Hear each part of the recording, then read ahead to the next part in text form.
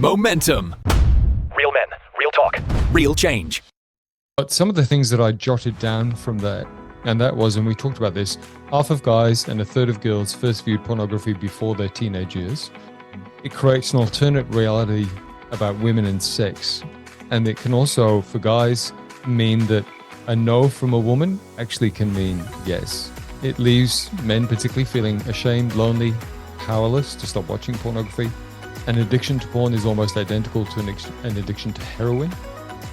We are, as we know, constantly bombarded by sexualized images. And of course, that sets them on a different path. And then, of course, they might believe that they have to look a certain way, act a certain way to get a guy or keep a guy.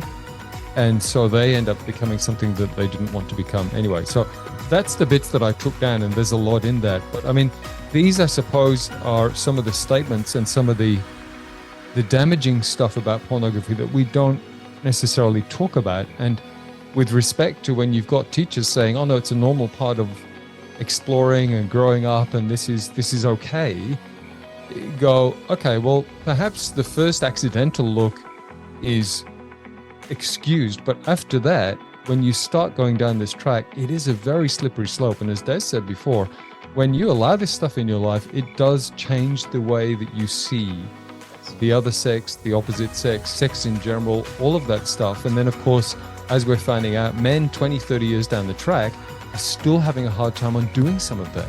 I mean, what we're talking about is really, in this video, that in the material you've seen, it's the tip of the iceberg. Yeah. There's a group called Fight the New Drug. Fight the New Drug. They're identifying that pornography is just the latest heroin, coke, crack cocaine. It's the latest drug which is plaguing the world. They've taken a really interesting approach. So they've parked, it's a deliberately secular approach. They've parked the religious and the spiritual and the moral and the ethical. Instead, leaving that to one side. They've got doctors, psychologists, sociologists, politicians, saying, what are the effects of watching pornography? Let me just list a couple of those. We've just scratched the surface.